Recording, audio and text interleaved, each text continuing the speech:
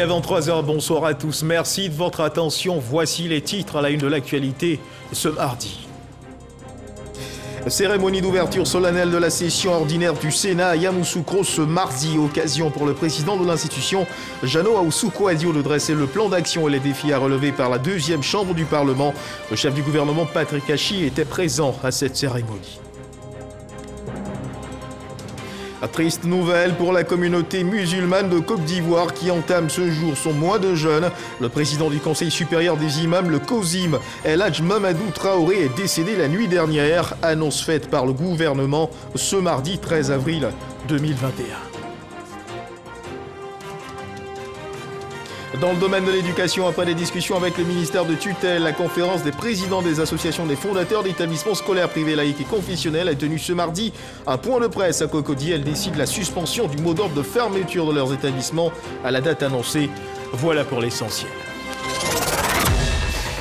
Oui, bonsoir à tous. Conformément à la Constitution, le Sénat a ouvert ce mardi sa session ordinaire 2021. Les travaux ont été présidés par le président de l'institution, Jeannot Ahoussou-Kouadio.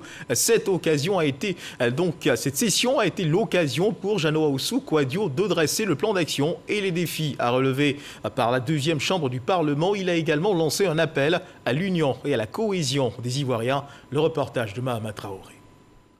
Première séance plénière du Sénat cette année, un seul point à l'ordre du jour, l'ouverture de la session ordinaire 2021. Si l'ordre du jour est adopté. Mais avant de l'aborder, un appel nominal des sénateurs s'impose. Adido Adia. Il révèle que 90 d'entre eux sont présents pour cette séance. Le quorum requis de 48 sénateurs largement dépassé, le président du Sénat peut prononcer son discours d'orientation pour cette session. S'honorant de la présence du Premier ministre, des présidents d'institutions, des membres du gouvernement et du corps diplomatique, Jeannot Ahoussou-Kouadio réaffirme la volonté de son institution à remplir ses missions constitutionnelles. Au niveau du vote de la loi, il nous revient de créer les conditions optimales pour faire du Sénat une institution plus féconde afin de permettre aux sénateurs de constituer une véritable force de proposition de loi pour le gouvernement et ce dans l'intérêt de nos concitoyens. Concernant la décentralisation, nous saluons l'annonce récente du chef de l'État relative à la mise en place prochaine des districts avec des ministres-gouverneurs pour renforcer la décentralisation, ce qui nous permet, sur le même sujet, de garder à l'esprit les recommandations du Forum du Sénat avec les collectivités territoriales pour contribuer à améliorer à travers des lois d'initiative sénatoriale le cadre légal de la décentralisation dans notre pays. Cette année 2021, le Sénat portera par ailleurs une attention particulière à la situation de nos compatriotes établis hors de Côte d'Ivoire. Ainsi, à l'instar du forum avec les collectivités territoriales, l'organisation du Forum du Sénat avec les Ivoiriens établis hors de Côte d'Ivoire est inscrite en bonne place dans le plan d'action annuel de notre Chambre. L'accomplissement de nos missions constitutionnelles de vote de la loi et de contrôle de l'action gouvernementale est le moyen pour notre Assemblée d'adresser les grandes questions de société qui restent des préoccupations pour nos concitoyens. L'état de l'école, de la santé, l'accélération de la transformation numérique, l'environnement. Jeannot Ahoussou-Kouadio annonce que son institution aura son mot à dire sur tous ces sujets. Le plus important reste selon lui la préservation de la paix sociale, d'où cet appel lancé à l'endroit de tous ses concitoyens. Les indicateurs socio-économiques et politiques de notre pays appellent de notre part les devoirs républicains de l'action constructive en vue du renforcement de ses acquis, en gardant en ligne de mire l'intérêt supérieur de la nation. La construction d'une nation appelle beaucoup de patience, d'abnégation et de sacrifices. J'appelle nos concitoyens à s'éloigner des idées et des comportements confligènes. En effet, le mal est plus contagieux que le bien. Soucions-nous du bien-être de nos concitoyens. Éloignons-nous des modèles de déchéance sociale.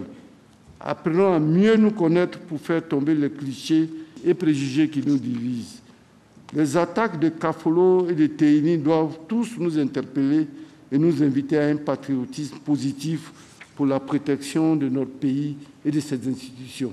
Oui, fiers Ivoiriens, le pays nous appelle. Le sursaut national s'impose à nous face à ces attaques terroristes à nos frontières. Faisons corps avec le président de la République dans la lutte contre le terrorisme. Du haut de cette tribune, je voudrais encore une fois appeler à l'union sacrée des enfants de ce pays autour de la Côte d'Ivoire. Aimons et servons notre pays avec des intérêts.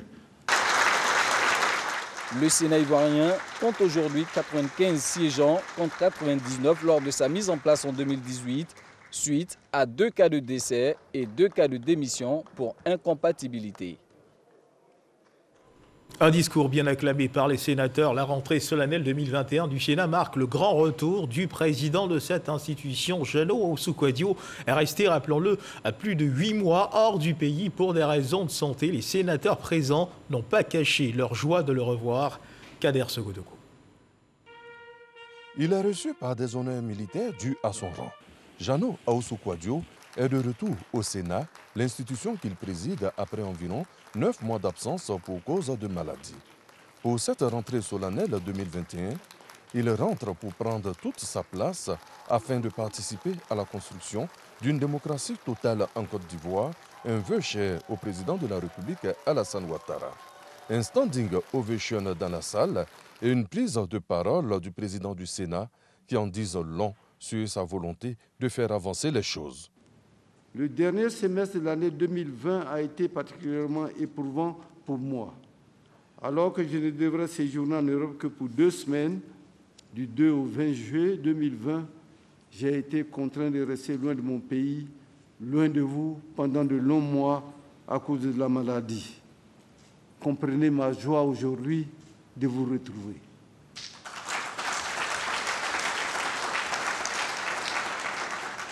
Mais grâce à vos prières, il a plu au bon Dieu de me permettre de regagner la mère patrie et d'être parmi vous aujourd'hui. C'est aussi grâce à l'inflexible soutien et la chaleureuse affection du président de la République et de son épouse que j'ai été à même de surmonter cette dure épreuve. Mon épouse, mes enfants, ma famille et moi-même lui en sommes reconnaissants.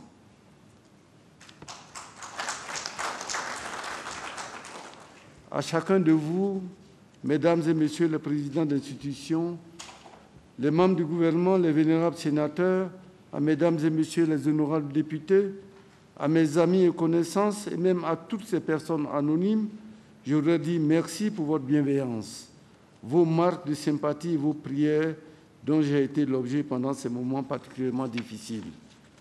Le retour du président du Sénat, salué à juste titre par tous ceux qui ont effectué le déplacement à Yamoussoukro pour cette rentrée solennelle.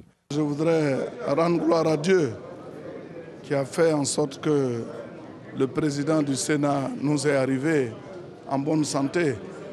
Et je voudrais profiter de votre micro pour dire merci au président Alassane Ouattara qui n'abandonne jamais ses enfants. Quand il nous a été annoncé qu'il venait et que je l'ai vu chez lui en chair et en os, j'ai rendu toute la gloire à Dieu qui l'a sauvé. Parce que les indices qui nous parvenaient nous faisaient craindre le pire. Mais Dieu a fait son travail, Dieu l'a plus ou moins ressuscité. Nous l'avons retrouvé en forme, nous avons retrouvé sa verve. Et je voudrais lui dire déjà bienvenue chez lui. Nous sommes très heureux de l'accueillir. J'ai été heureux de le voir physiquement très bien. Il a même rajeuni et il est plus joli. Cette session ordinaire du Sénat ouverte ce mardi 13 avril 2021 se refermera en décembre, 7 jours ouvrables, avant la clôture de celle de l'Assemblée nationale. Voilà, le président du Sénat, Ahoussou-Kouadio Jeannot, heureux de retrouver la Côte d'Ivoire. Le Premier ministre Patrick Hachi a représenté le chef de l'État, Alassane Ouattara, à cette ouverture solennelle de la session ordinaire du Sénat. Il s'est prononcé au micro de Alvor Assa au terme de cette cérémonie. Je voudrais d'abord me féliciter de voir revenir en pleine santé notre président du Sénat. On a été de nombreux Ivoiriens, à commencer par le chef de l'État lui-même, à être inquiets à un moment donné. Et le revoir aujourd'hui en pleine possession de ses moyens et en activité est une joie immense. En second lieu, bien sûr, nous nous félicitons de ce que la normalisation de la vie politique, qui est maintenant très bien avancée, soit suivie par la reprise des activités des institutions importantes qui consacrent la démocratie, comme l'Assemblée nationale et bien sûr le Sénat où nous sommes aujourd'hui. Nous sommes extrêmement heureux et la vie politique, mais également économique et sociale, reprend son cours normal à la satisfaction de toutes les populations qui sont bien sûr dans l'attente de voir les choses évoluer dans le bon sens. Les sénateurs qui n'ont pas manqué de réagir au micro de notre reporter Mahama Traoré au terme de la rentrée solennelle du Sénat. La première réaction enregistrée, celle de l'ambassadeur des États-Unis en Côte d'Ivoire. C'était un honneur que d'être invité à l'ouverture de la session du Sénat. Et en particulier, c'était vraiment un plaisir et un soulagement de voir Monsieur le Président du Sénat en forme. J'ai toujours cru que les Ivoiriens avaient les capacités nécessaires pour trouver des arrangements pacifiques, démocratiques entre eux, qui n'avaient pas besoin de médiation de l'extérieur. Et on n'a pas essayé d'être des médiateurs. Nous, les partenaires internationaux, on a accompagné loyalement dans le respect de la souveraineté de ce pays. On a maintenu le contact avec toutes les grandes formations politiques, de l'opposition comme du parti au pouvoir. Et nous sommes vraiment soulagés, heureux maintenant de voir qu'il y a un climat apaisé. Nous sommes heureux de retrouver notre président en pleine forme. Et ce que nous lui souhaitons, c'est vraiment la pleine santé. Mais nous sommes vraiment heureux qu'il soit là pour continuer de tenir la barre comme il a fait au cours de la session passée. Nous sommes des sénateurs déterminés et engagés à poursuivre notre combat parce que nous recevons ce jour notre président, le président de notre institution qui était absent pendant une bonne période. Et aujourd'hui, c'est des sénateurs très engagés qui reprennent le boulot. Son discours que nous venons d'attendre, c'est des orientations qui nous sont données. C'est des orientations pour la législature qui commence et nous pensons nous mettre au travail pour revenir sur les éléments essentiels qui sont les collectivités territoriales. Nous sommes très heureux que notre président soit revenu parmi nous afin que nous continuions l'effet d'installer et d'imposer notre institution dans le paysage politique et démocratique de notre pays. Il nous a parlé, il nous a donné les orientations pour l'année 2021 et ces orientations sont vraiment de très bonnes orientations, notamment pour l'éducation, la santé, les Ivoiriens établis hors de la Côte d'Ivoire. Nous sommes très heureux de nous retrouver dans notre maison commune et nous serons là pour légiférer sur toutes les lois venant de l'Assemblée et nous allons travailler dans l'intérêt du pays. Le président du Sénat vient de donner des orientations en termes de ce que l'année 2021, nous consacrons cela aux Ivoiriens établis hors de la Côte d'Ivoire, aussi également sur des thématiques, la santé, l'école et aussi également des questions liées au bien-être des populations qui retiendront l'attention des parlementaires du Sénat en 2021. Nous allons reprendre le travail de plus belle, là où nous l'avions laissé. Et l'objectif visé, c'est que le peuple de Côte d'Ivoire ne soit pas déçu de la chambre haute du Parlement. Il se dit que c'est la chambre des sages. Un président d'institution qui nous est revenu en très bonne santé. Nous tenons à le saluer et saluer son esprit d'ouverture. Il nous a permis ici de nous rendre compte qu'il est revenu dans de très bonnes dispositions. Le président a fait un discours programme et il a parlé également du rapprochement entre le Sénat et les institutions et aussi de la décentralisation. Les sénateurs sont prêts à apporter leur contribution au développement de la Côte d'Ivoire et ils l'ont confié au micro de notre reporter Mahama Traoré. Le discours était bon, un discours de paix, un discours de cohésion. Et le Sénat, les sénateurs sont prêts à participer et à apporter leur contribution au développement de notre pays. Je suis très heureux pour deux raisons fondamentales. La première, c'est la présence effective du président du Sénat.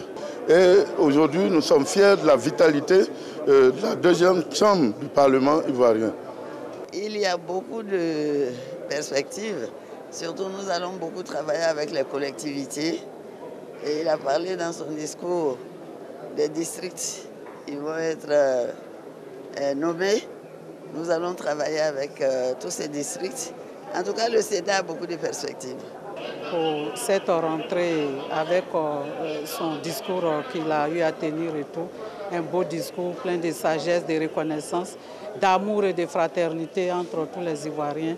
Nous sommes vraiment très heureux. Nous pensons que par rapport au futur, aux différents travaux que nous allons entreprendre bientôt, et l'horizon s'annonce vraiment très bien. C'est une belle rentrée des classes, n'est-ce pas? Nous nous retrouvons avec bonheur, avec notre président, avec le président de notre institution qui revient en pleine forme. Et nous pensons qu'avec humilité, que le Sénat a su trouver ses marques dans le paysage institutionnel de notre pays. Nous rendons gloire à Dieu de nous l'avoir amené. Je vous assure que chacun de nous ici est très content. Très content. Nous avons écouté son discours avec toutes les orientations qu'il a données et j'ai pu vous dire que nous sommes totalement prêts pour la continuité. Pour nous, ça a été un grand soulagement en le voyant intervenir pendant pratiquement 40 minutes. On sent qu'il a retrouvé pratiquement sa santé. On sent que les gouvernants s'approchent plus des populations et ça va permettre à chaque district de s'assumer. Il a demandé aussi à ce que nous soyons plus solidaires. Il a voulu aussi que le Sénat s'engage à s'orienter vers les nouveaux projets à venir pour que la Côte d'Ivoire puisse vivre dans la paix et dans la solidarité. On change de registre à présent pour parler de religion. Le jeûne musulman a débuté aujourd'hui en Côte d'Ivoire. 30 jours de pénitence et de prière, mois de privation, mois le plus sacré de l'islam pour les fidèles musulmans.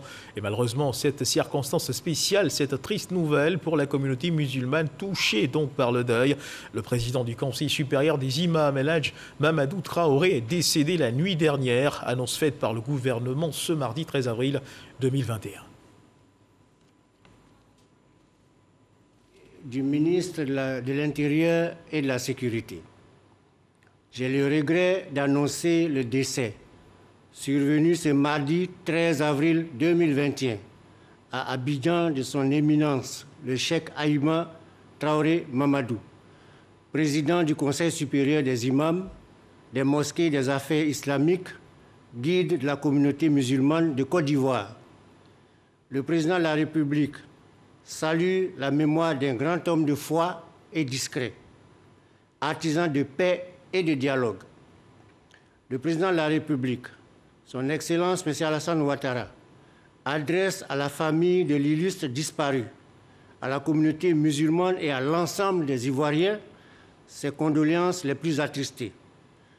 En ces circonstances particulièrement douloureuses, le président de la République et l'ensemble du gouvernement formulent des prières pour le repos de son âme. Fait à Abidjan le mardi 13 avril 2021, Général Diomandé Vagondo, ministre de l'Intérieur et de la Sécurité. Voilà, triste nouvelle qui touche donc la communauté musulmane. El Hadj Mamadou Traoré avait été désigné président du COSIM en mai 2020 en remplacement du cheikh Aïma Bouakari Fofana, décédé des suites du coronavirus. Parga se reconnaît. Cheikh Aïma Traoré Mamadou, président du COSIM, Conseil supérieur des imams des mosquées des affaires islamiques, n'est plus. Il a été rappelé à Dieu ce mardi 13 avril, premier jour du mois de Ramadan 1442 Hégire, selon un communiqué du COSIM. Inna lillahi wa inna ilayhi raji'un. Le Conseil supérieur des imams des mosquées et des affaires islamiques COSIM a l'immense douleur d'informer l'ensemble de la communauté nationale et en particulier la communauté musulmane du rappel à Allah subhanahu wa ta'ala du Cheikh Aïma Mamadou Traoré, président du COSIM, survenu tôt ce matin du premier Ramadan 1442 de l'Hégire, correspondant au mardi 13 avril 2021. Le COSIM présente ses condoléances les plus attristées à l'ensemble de la communauté nationale et singulièrement à la communauté musulmane et leur demande de prier pour le repos de l'âme de l'illustre disparu.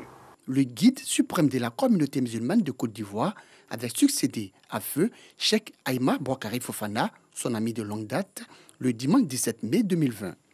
Imam principal de la grande mosquée de la Riviera Golfe, il avait été désigné à l'unanimité par ses pairs à la tête du COSIM le vendredi 29 mai 2020. Il fut conseiller de l'ex-président du COSIM, Cheikh Aïma Boakari Fofana, depuis 2008 et officier de l'Ordre national de la République de Côte d'Ivoire. Cheikh Aïma Traoré Mamadou a été cadre de banque de 1972 à 1999. De 1973 à 1982, il fut enseignant de cours d'initiation à l'islam au lycée technique et au lycée Sainte-Marie d'Abidjan. Et de 1980 à 1983, il est enseignant de langue arabe à la faculté des lettres de l'Université nationale d'Abidjan. De 1993 à 1999, il est nommé secrétaire général du Comité national pour l'organisation du pèlerinage à la Mecque, CNOPM. Et durant la même période, il est membre fondateur du Conseil national islamique, CENI. Né à Korogo, au nord de la Côte d'Ivoire, Cheikh Aïma Traoré Mamadou part à 77 ans, laissant derrière lui une veuve et 5 enfants, mais aussi une communauté musulmane attristée. Cheikh, Imam, El Hadj, Aïma, que Dieu exalté soit-il, pardonne tes péchés et qu'il ait pitié de ton âme. Repos à l'âme du disparu. Un mot d'ordre de grève avait été annoncé pour le mercredi 14 avril 2021, c'est-à-dire demain, dans le secteur des établissements scolaires privés. Après des discussions avec le ministère de tutelle, la conférence des présidents des associations des fondateurs d'établissements scolaires privés laïcs et confessionnels a tenu ce mardi 13 avril 2021 un point presse à Cocody. Elle décide la suspension du mot d'ordre de fermeture de leurs établissements à la date annoncée. Notre reporter Jean-Marc Djadji a recueilli leurs propos. La conférence des directeurs d'établissements scolaires, privés laïcs et confessionnels de Côte d'Ivoire s'est exprimée sur son projet de grève lancé lors de son point presse du 31 mars dernier. Après une nouvelle appréciation de la situation, elle décide. Considérant la décision du ministre de l'Éducation nationale et de l'alphabétisation de rencontrer les présidents des associations le lundi 19 avril 2021, la conférence décide, premièrement, la suspension du mot d'ordre de fermeture des établissements scolaires privés en attendant l'issue des négociations avec les ministres de tutelle. Invite les fondateurs à rester mobilisés et à l'écoute de la conférence des présidents des associations de fondateurs d'établissements scolaires privés, laïcs et confessionnels de Côte d'Ivoire. Encourage Madame le ministre de l'Éducation nationale et de l'alphabétisation à poursuivre ses efforts en vue de la pérennisation du dialogue ainsi instauré et la résolution de tous les problèmes structurels de notre secteur d'activité. Fait à Abidjan le 13 avril 2021. Les écoles privées de Côte d'Ivoire réclament, entre autres, le paiement intégral des subventions inscrites sur le budget 2020 et sur les décisions financières de l'année scolaire 2019-2020. L'actualité, c'est également la Covid-19. À suivre dans un instant le point de l'évolution de la maladie en Côte d'Ivoire.